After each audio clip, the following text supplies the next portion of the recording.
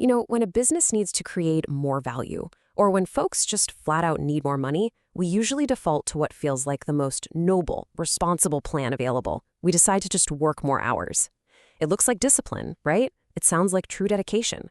But as we're going to explore in this explainer, defaulting to more hours is often a massive trap. We're going to look at the brutal truth about what actually happens when you pour your limited time into a fundamentally inefficient process. And we'll see how a completely different standard, the negative price standard, forces a strategic shift from endless hustle to repeatable efficiency. It is definitely time to look at what your hours are actually buying you. All right, here is a hard truth we need to just confront right out of the gate. If you need to generate more revenue, and your only answer is to squeeze more hours out of yourself or your team, you are not actually executing a growth strategy. You're making a confession. You're confessing that your underlying process is inefficient. You're basically saying that your assets are underleveraged, your delivery isn't repeatable, and the value you provide just isn't proven enough to stand on its own.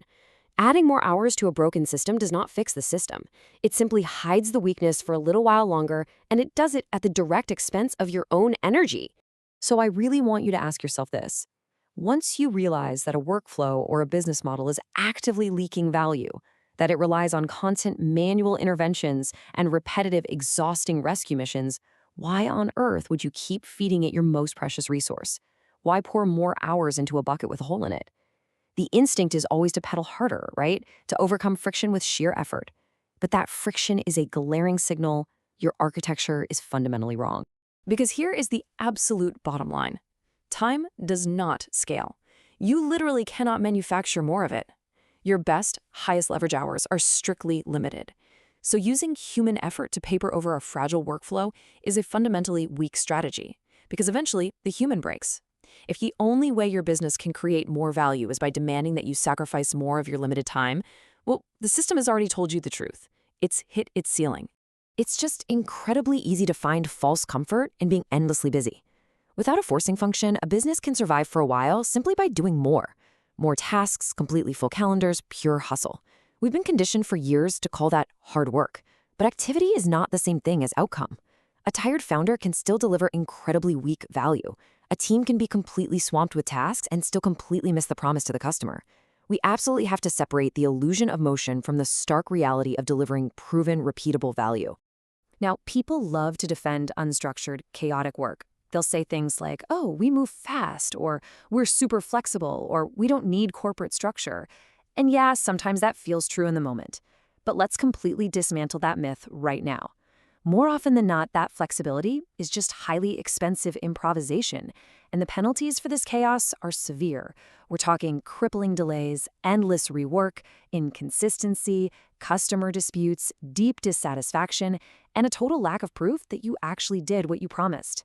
Chaos destroys your profit margin because it literally forces you to rebuild the wheel every single time you deliver. Which brings us to a really harsh binary: you cannot create time, you can only allocate it or destroy it. Time destruction is doing work with absolutely no future. It's repeating tasks manually, answering the exact same questions over and over, serving toxic customers who drain your resources, and just keeping dead processes alive. You are using your hours purely as disposable fuel. On the flip side, we have time compounding. Time compounds when an action you take today makes your future actions infinitely easier. Building a checklist, standardizing a clean handoff, creating an automation. The question you should be asking isn't, did I work hard today? The real question is, did the hour I spent today make tomorrow's hours more valuable? So to make absolutely sure you are compounding time rather than destroying it, you need an ultimate forcing function. Enter the -1 standard, or the negative price guarantee. This is a standard where if the promised value to the customer goes missing, the seller doesn't just issue a polite refund, they actually pay a financial penalty. The price goes negative. Suddenly, under -1, activity becomes incredibly dangerous unless it is directly tied to a measurable outcome. You can no longer afford to just be busy, because if your busyness doesn't result in proven value, you pay out of pocket. What this does is introduce a massive paradigm shift that we call the volume to efficiency flip. Before -1, the default instinct is simply to just do more. But after -1, when there's a real painful consequence for failure, the entire operation has to pivot. You are forced to ask adult questions. Which actions actually create measurable value? And which actions just increase the risk of missing value? The system finally stops rewarding the sheer volume of human effort and begins demanding ruthless efficiency and proven results. When you're operating under a standard where missing value actively costs you cash, you are forced to view time completely differently. Time is no longer just something you spend. Time becomes capital. Under -1, wasted time almost guarantees that value will go missing somewhere down the delivery chain. And as we know, when value goes missing, you pay for it. Therefore, a serious business has to treat every single minute of its operation strictly as capital to be invested, protected, and leveraged, never to be destroyed on sloppy, unstandardized work. To actually execute on this, you need a highly legible, continuous system. We call it the time capital audit. Think of it as a systematic loop to find exactly where your hours are disappearing. First, you measure and identify the recurring time sinks. Second, you correct the process, carefully separating real value from mere emotion. Third, you standardize the solution, turning it into a checklist or a manual so it doesn't require memory. Fourth, you automate whatever shouldn't require manual human effort in the first place. And fifth, you just repeat the loop. This is exactly how you transform expensive chaos into predictable structure. Listen, if you genuinely want to create value with less waste, the system itself has to change. Relying on heroic improvisation, where a tired founder or a totally stressed out team has to launch a custom rescue mission for every single client, is incredibly fragile. It just doesn't scale. What does scale is repeatable delivery. Relying on tested operational manuals, structured checklists, and standard operating procedures. The system has to carry the weight, not the sheer, exhausted willpower of the people inside it. The challenge I'm putting to you here is very direct. You have to stop funding time destruction. Stop accepting this idea that you can just muscle your way through an inefficient workflow by throwing more of your evenings and weekends at it. Every single time you manually repeat a task that should be standardized, you are literally destroying capital. Demand that your business operates differently. Demand that the hours you spend today are actively building the assets that will do the heavy lifting for you tomorrow. And it's really important to clarify here. Efficiency under this standard absolutely does not mean cutting corners.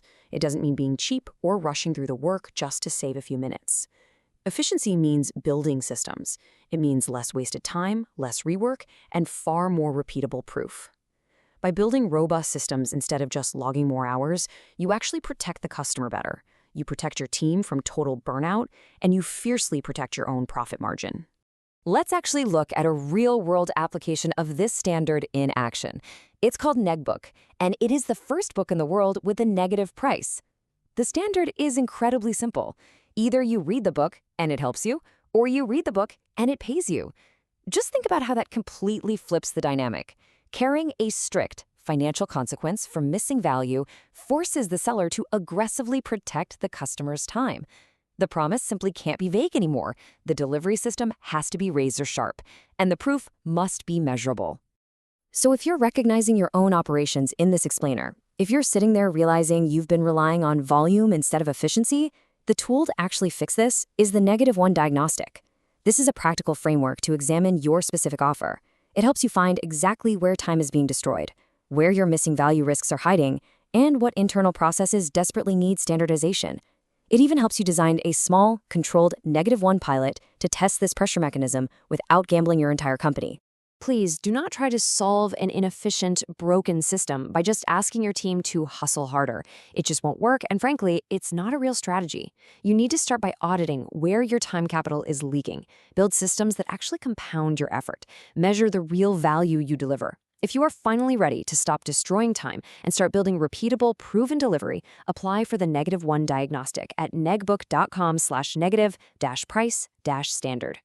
The next time you face a missing outcome, you have to ask yourself, are you going to actually build a better machine, or are you just going to bleed more of your own time to keep the old one running? Choose wisely. Working more hours will not save a broken system.